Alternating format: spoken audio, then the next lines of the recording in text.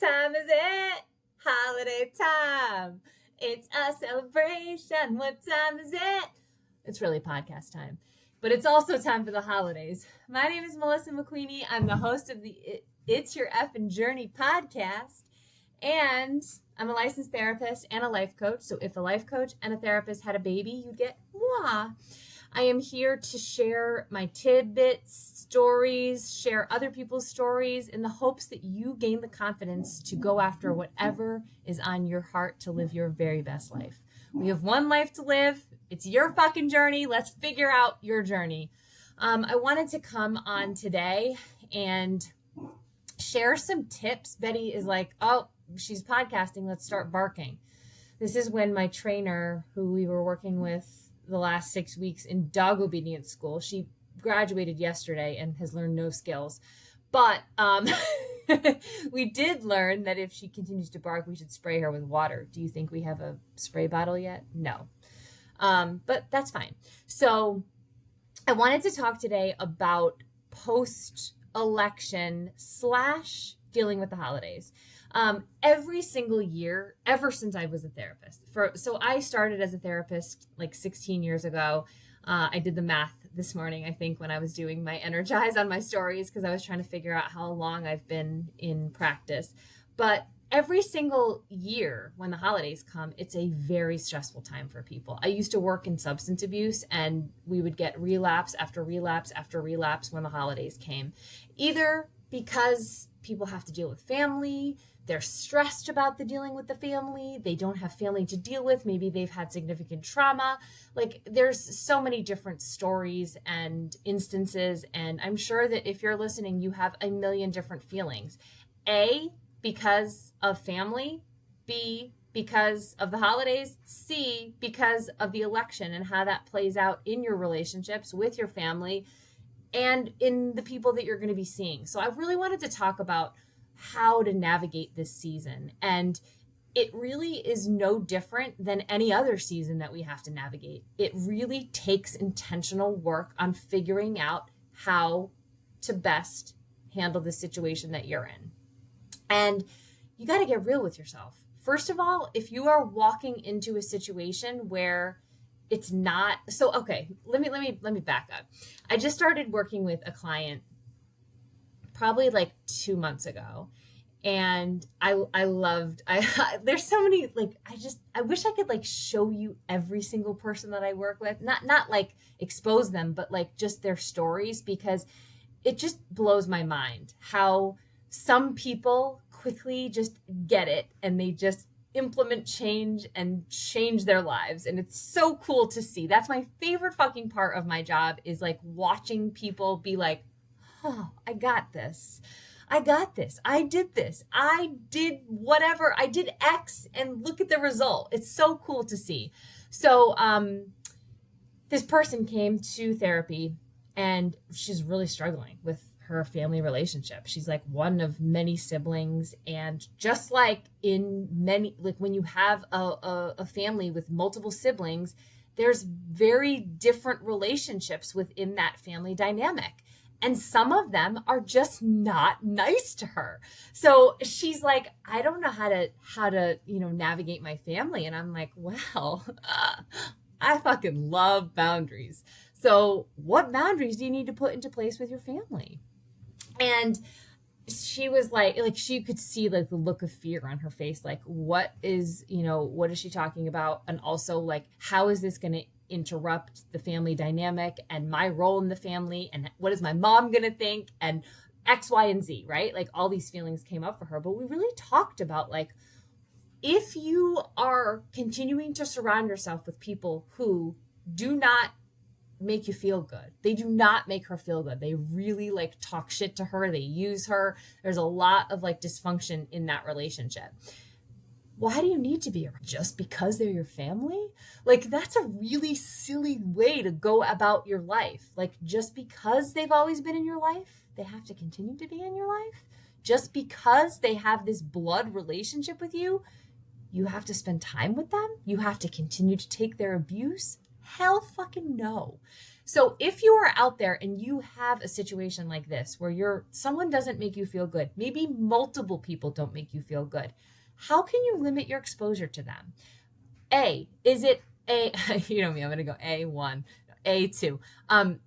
Is it a conversation that you need to have in order to say, listen, maybe you do care about this person, but maybe they don't know how you're feeling based upon how they treated you. Do you need to have a conversation? Is it a relationship that you feel is worth fixing or can be salvaged? Then maybe it's hey, listen, it made me feel sad when you said blank, or when you came at me like this, or you shouldn't say that. It made me feel sad when you said blank, or when you did this. Or is it just a hard boundary? I don't want to be around this fucking person anymore. I've taken years of abuse. I need a break. Boundaries don't have to be forever. You could set a boundary, let's say this Thanksgiving, and maybe that person's like, oh shit, Melissa didn't come to Thanksgiving. What do you think that's about? Let me reach out to Melissa and talk shit and see why she didn't come. And then Melissa can say, oh, Sally, I don't like the way I feel when I'm around you. And maybe that opens the door to a communication that can be salvaged. And then maybe you do go to Christmas, or you go back for Thanksgiving next year. Or maybe you have to set a boundary around that person altogether and just, right? Like, that's a conversation that needs to happen. So what happened with this person that I was talking about earlier is, so we sort of had this conversation. She was planning a trip with all of her family. And we talked about the boundaries. We talked about potentially like what that could look like for her. And, you know, that she doesn't have to own how they feel about it, because anybody that you need boundaries with typically hates the boundaries, right? They're like, what is happening? This is not how this person I usually can walk all over this person. Why am I not able to right now? And so by the time we had the second session, I was like, how is the planning going for the family trip? And she decided not to go. And I was like, yes, like that is amazing. Like, so what was the thought process behind that? And she was like, I just decided, like, I never feel good on these trips. I don't like to be around these particular siblings. Why would I spend my family's money to be on a trip that I don't want to be on? So she planned her own individual trip with the siblings that she's closest to. Will that rock the boat? So then the next conversation was, she was gearing up to tell her family. And and it was going to be on a Zoom call. So I said, okay, so what does that look like? Like, let's like role play, like what the situation could be in this, in this conversation. How do you think it's going to go? What if your mom says this? And we talked about it. And so she said that she is the one who manages the Zoom call. Sort of like me, like the Zoom that we use for workout accountability in the morning with all my crew. That's my Zoom link, right? I pay for the Zoom. So I can, if I need it for another meeting, it's turned off. Or, if I need the meeting to end because I have to go to therapy, I can assign it to someone else, but I'm the one in charge of the Zoom, just like she's in charge of the Zoom. So I said to her, because I'm like, how do you think it's going to go? And she's like, oh, I think that my sister is going to say X and my mom is going to say Y, and so-and-so is going to chime in and say this. And so I said, does the conversation have to continue? Can't you just end it? Or can't you just say, I've made my decision. I hope that you respect my decision. I'm going to leave my sister in charge of the Zoom so that she can manage the rest of it and plan the trip with you guys. And she was like, oh yeah, I could. It's my Zoom. So I want you just like, sometimes when it comes to working with a professional, with a coach, with a therapist, it's like you hear things that are just like, oh, I have permission to do that. I can set these boundaries. I can say no. I can say, no, this isn't for me. And sometimes you just need that permission. People are like, oh, okay, I didn't know that I could do that.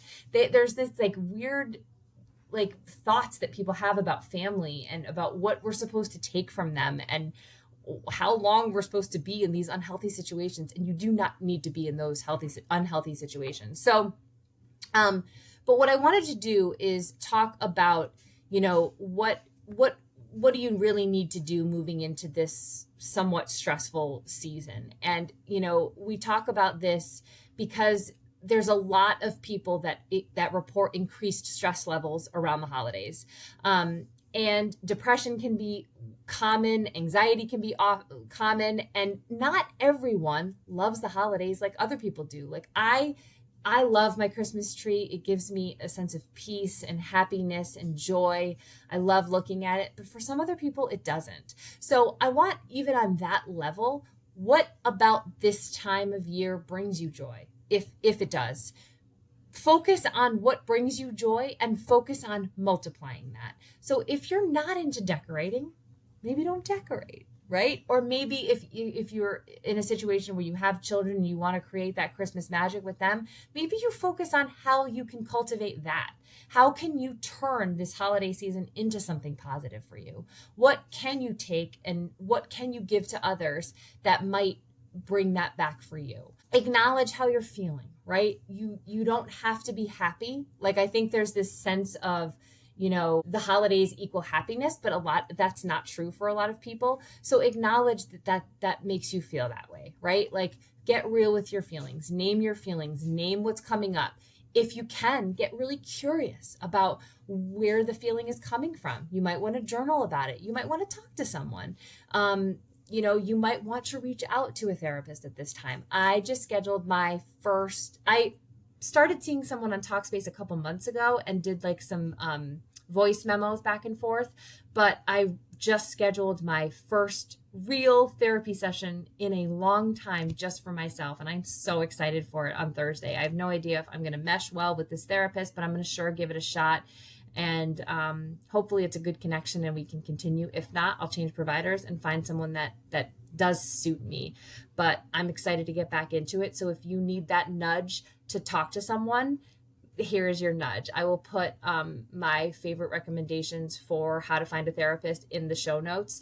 But please, please, please, if you are struggling, if you are feeling suicidal, if you have had any thoughts, please reach out for help. We need you here, and you are special and loved and wanted, and we want you to be here. So please reach out for help if you need that. So plan ahead with holidays. I know for me, I'm thinking about time limits of things. I'm thinking, okay. And it's oh God, the election adds the election adds a whole other caveat of issues, right? And I know for me, I am walking into this season sort of, what's the right word? Like I'm trying to really be mindful of my own mental health, and my own biases and my own judgments, and understand that everyone is feeling different, or I don't even know, guys. Like, literally, like, this is what's in my head right now, because it's such a shit show. And I'm trying to make sense of how people that I love and people who taught me to be a good person could have voted for someone who is such a bad person. But that's something that I'm struggling with, right? I know my parents' hearts. I wonder how you can make sense of all of this. And I think a lot of people feel the same way that I do. And if you don't, you're probably on the other side, and you deserve love too. That was hard for me to say. Love, this is looking at me right now, so this is a sign. Love always wins. I don't know the answer. Maybe you need to limit your time, right? Maybe you're walking into a situation where you are going into a environment that is not aligned with your beliefs. I encourage you, if relevant, ask for politics not to be spoken about. If you need to, limit your time. I'm there for 2 hours. Like, I love the 2 hours because that's like a kid's birthday party, right? And if you have been through a season of kid birthday parties, 2 hours is fucking exhausting sometimes, even if you're not even hosting the birthday party, even if you're just visiting, right? Like at those trampoline parks, like I feel like I need a day at the spa right when I leave those places. So 2 hours is a really good window. Maybe you even miss dessert because that's not a whole lot of time. But is it checking that box and seeing those people and dealing with that day? And that's something that you want to do? Do it. If it's not something you want to do, make your own fucking plans. Make your own, even if you have no one. You can, so, and that's another thing that I want to talk about is creating community right now. I know a lot of people are in their fields post-election and they are feeling alone. And what I've encouraged people in therapy to do, especially who are people that are really in their fields about this, is get involved. And I will post some stuff in the show notes too. I have to make a note of that because I forgot to post some shit last week and I was mad at myself.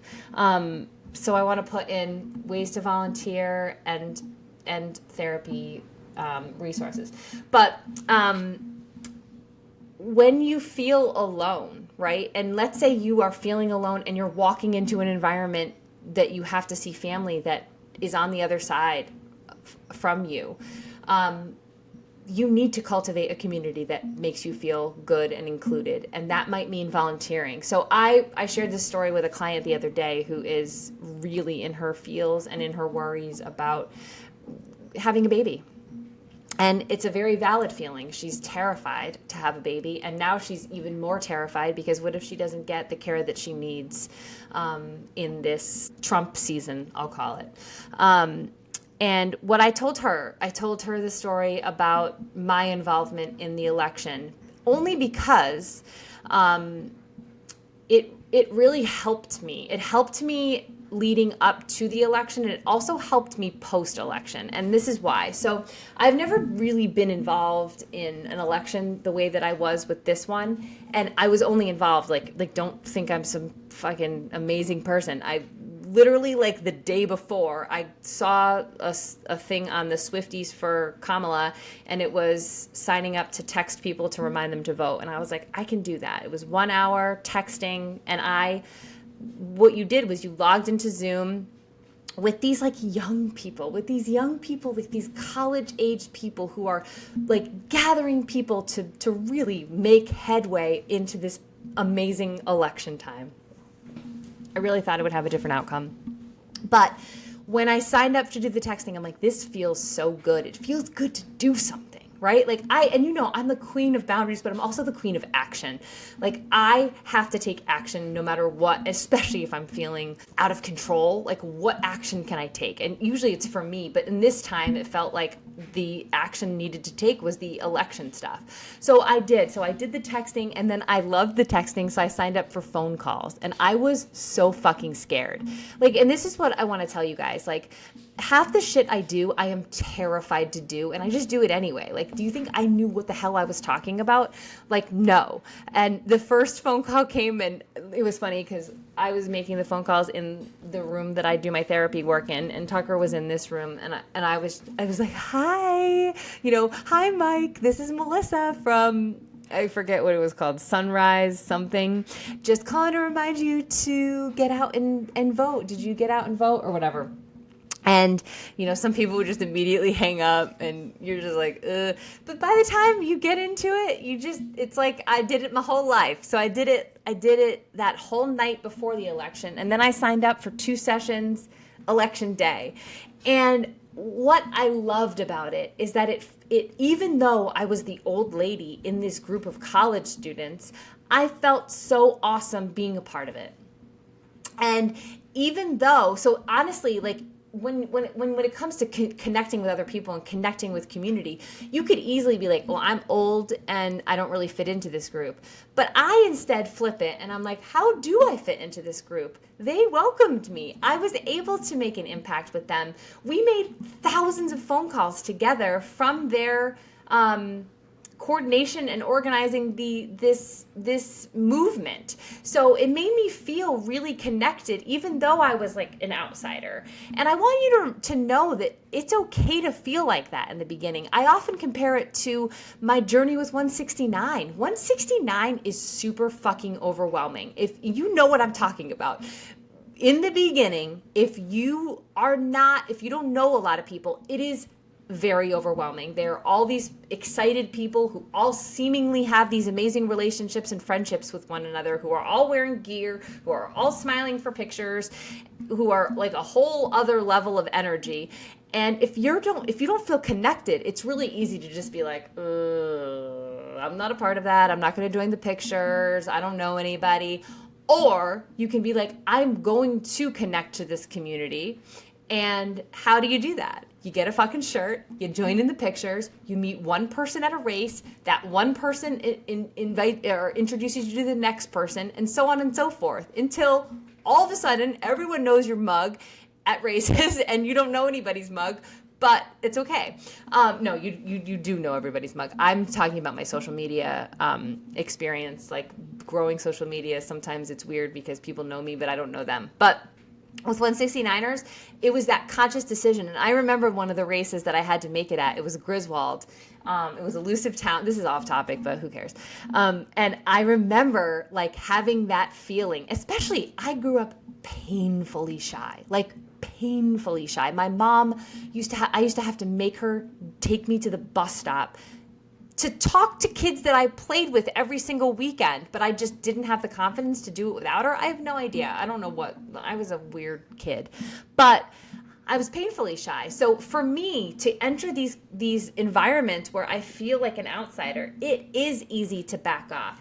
But I've learned through my life, I hate when I don't show up the way that I want to show up. I hate when I take the easy way out. I hate when I back out of situations that I could grow from. So I remember in Griswold having that moment of like, these fucking people are crazy, but I'm going to join anyway. And I started talking to people. I got in the pictures. I met people. Is it weird? Yeah, but it's how you fucking form connections and make friends and go out of your comfort zone. So if you are met with these butterflies in your stomach or like, oh shit, should I do that? The answer is always yes. Do the things that are scary. They help you grow.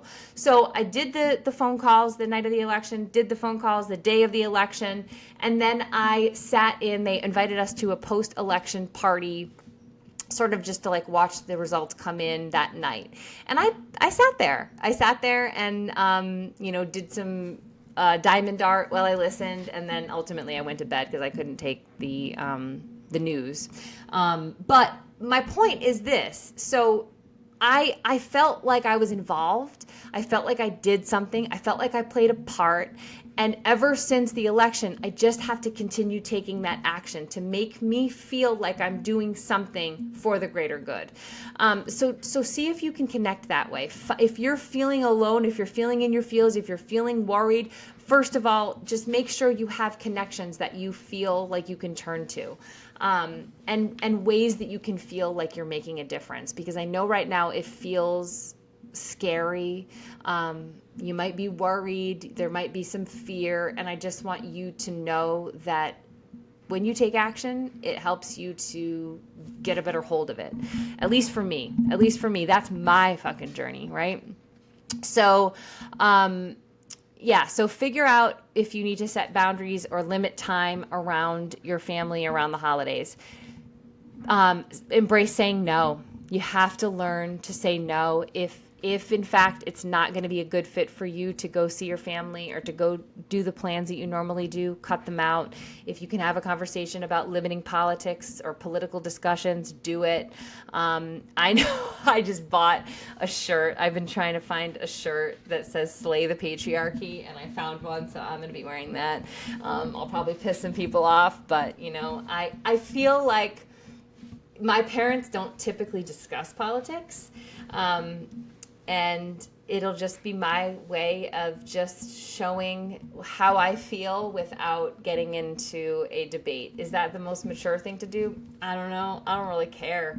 I feel like I have to be vocal about how I feel so that I can be an ally for the people who need it.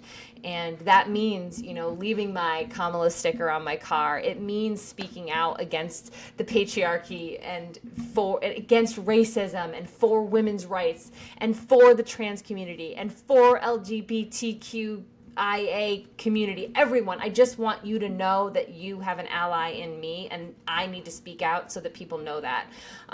So will I piss some people off with a Slay the Patriarchy? That's fine. Did my brother-in-law piss me off 2 years ago when he wore a, we are fuck the sheep, we are the lions? He wore that to Christmas, and I shut my fucking mouth for that. So hopefully people can shut their mouth to Slay the Patriarchy, and if they can't, then maybe we can have a discussion about it. Maybe we can learn from one another. Maybe we can see where people are coming from. I don't know if that's possible, but maybe it is. If not, I can leave.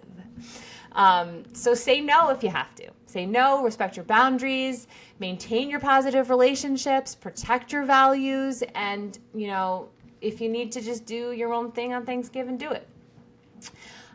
Make time for yourself. So whatever you have to do to take care of yourself, and this takes intentionality. I can't express this enough. There are some clients I see week after week, and I'm like, okay, what did you do this week to take care of yourself? And they're like, and I'm like, you're just not gonna feel better if there's nothing of that. You're just not gonna feel better.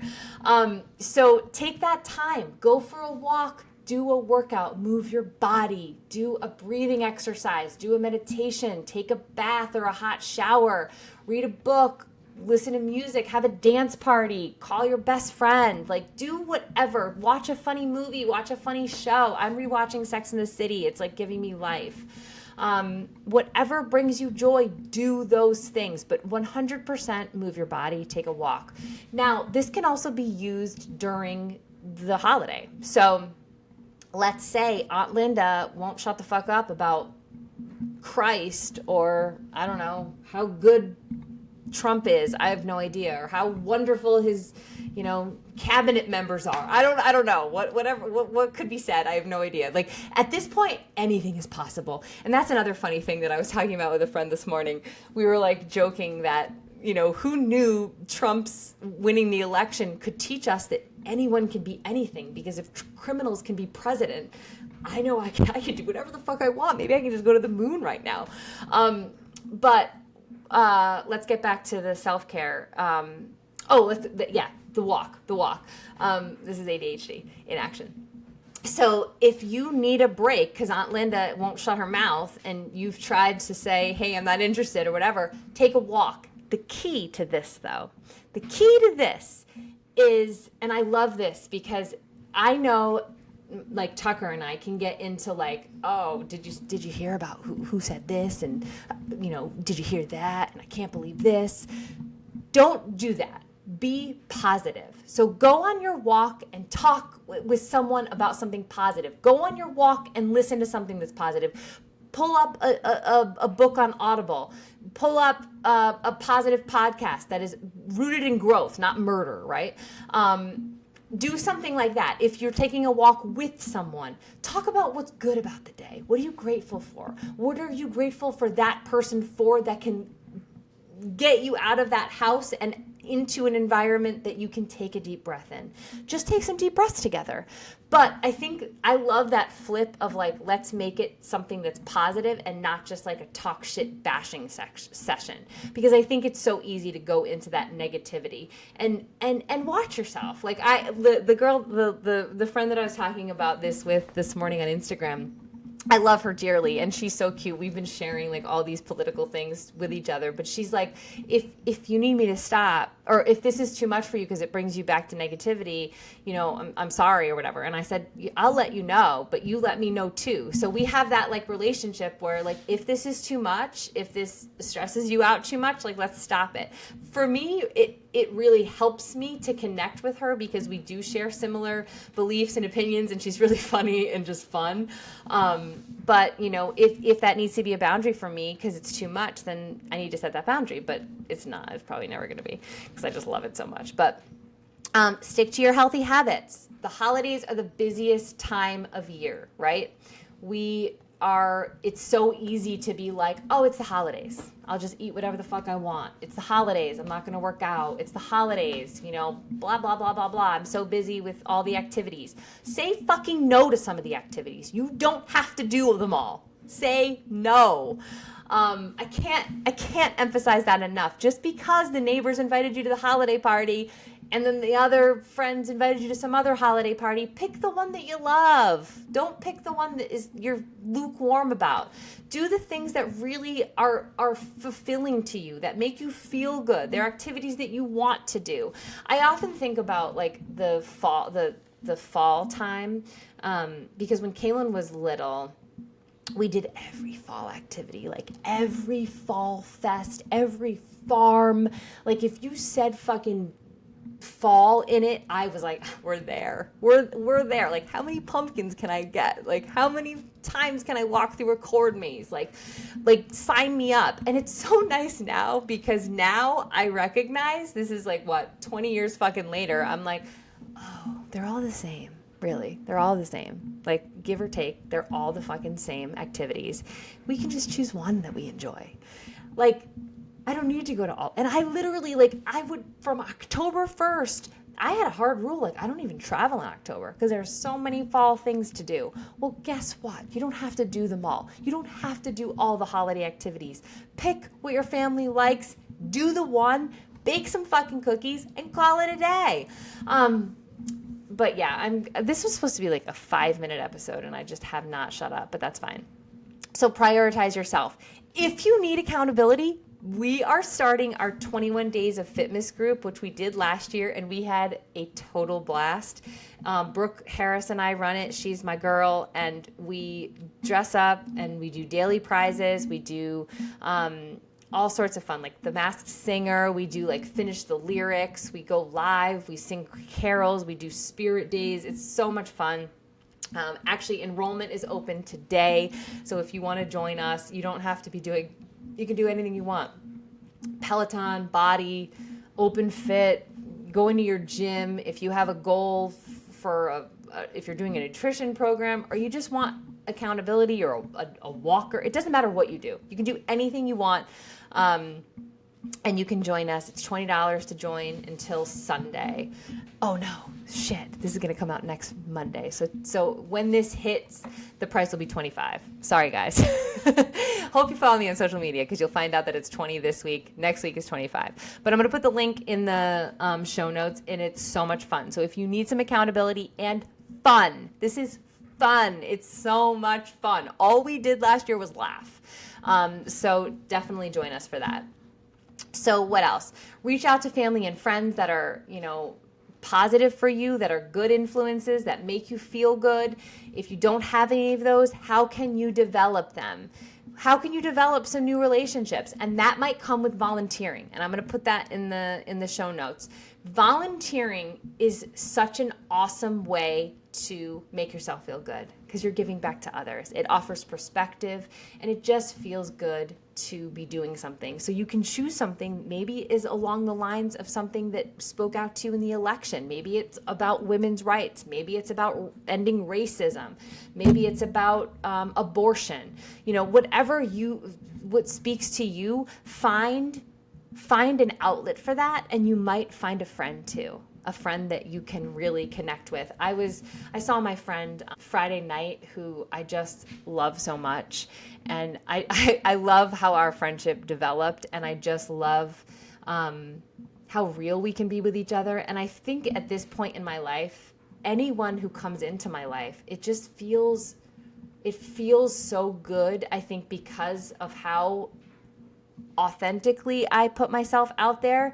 The people that come to me are just my people, and it feels good to have these relationships where I can be me, and I can share me in a place that is accepted and supported. So hopefully that is helpful to you guys. Just do what is right for you. That might change, right? Like, you might think, I can handle the family, and then maybe something else comes out and you can't.